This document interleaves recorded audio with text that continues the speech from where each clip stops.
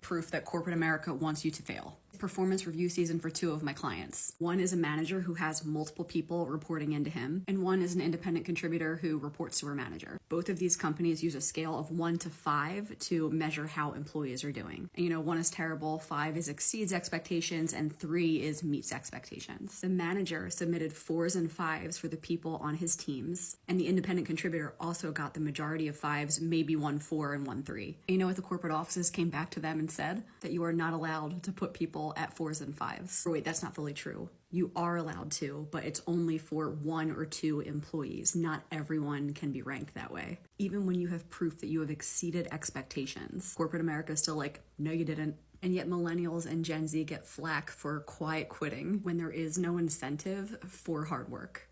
This is a prime example of the corporate game at work. So the question is, what is this corporate game and why is it specifically expressing itself in this way? Well, my favorite way to answer this question is to take a look at the incentives. So what are the incentives? It's pretty clear the first incentive is so the company can cut their own ass, especially in the case that they have to conduct a layoff. Some companies would rather have an existing record of you being an underperformer and not need it versus need it and not have it. As a matter of fact, this incentive is so strong that some companies make it unofficially clear that most employees' annual reviews are supposed to come in at standards or below standards.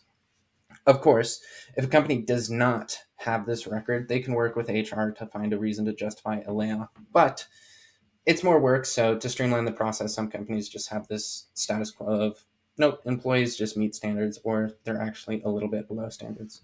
The second incentive is so that they don't have to give employees any leverage when it comes to negotiating a raise that is above the company standard.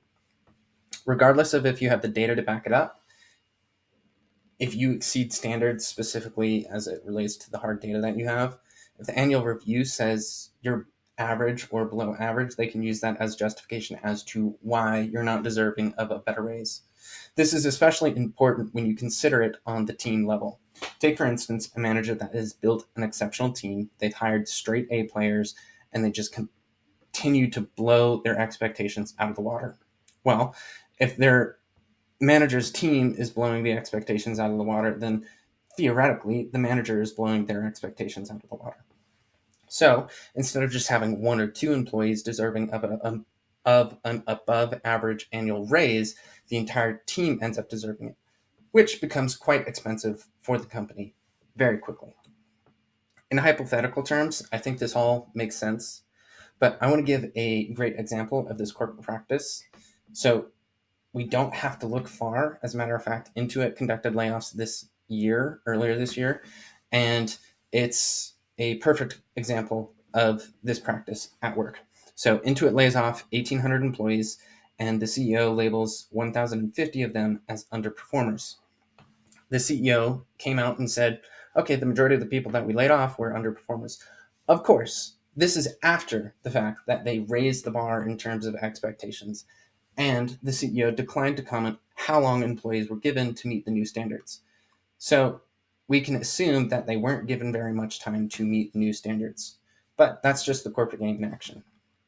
I've seen some people argue, well, if the entire team is exceeding standards, then the standards are set too low. Obviously, there's a lot of nuance when it comes to setting standards and goals, but if you set realistic standards and exceeding them means you're hitting your stretch goals, then exceeding standards is a good thing. It's what the company wants. The company wants to exceed standards. So their company is performing well overall. In most cases, publicly traded companies get rewarded when they exceed financial performance expectations in their quarterly reporting. So shouldn't employees be rewarded too?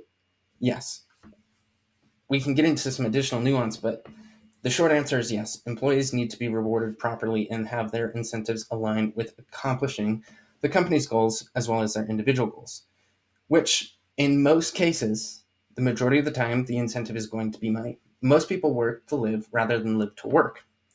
Companies can try and deny this simple fact of reality, but in the long run, it's not going to be a winning strategy. And perhaps this is why you see CEOs complaining, well, nobody wants to work anymore. Well, again, it isn't because people don't want to work. Rather, CEOs have seemingly forgotten about the fundamentals of psychology and aligning incentives, at least when it comes to their employees, because when we take a look at this here, Unusual Wells posted on X, in 2023, CEOs were paid 290 times as much as the typical worker, in contrast to 1965, when they were paid 21 times as much as the typical worker. Well, the CEOs claim nobody wants to work, yet they're entirely forgetting incentives.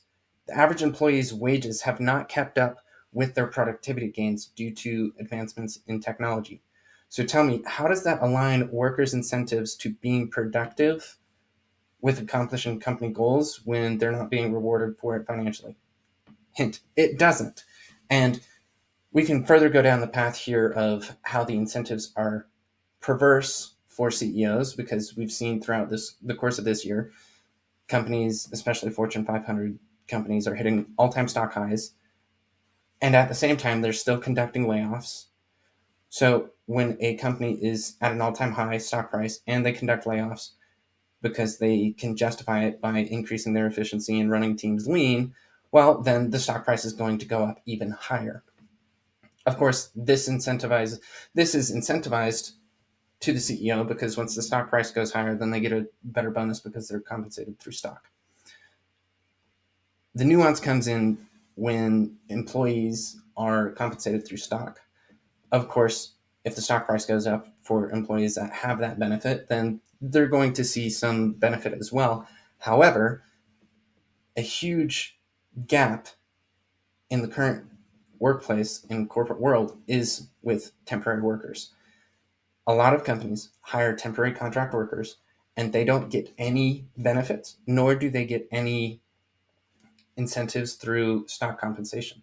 Therefore, you're not really aligning the incentives for your contractors to hit and exceed standards.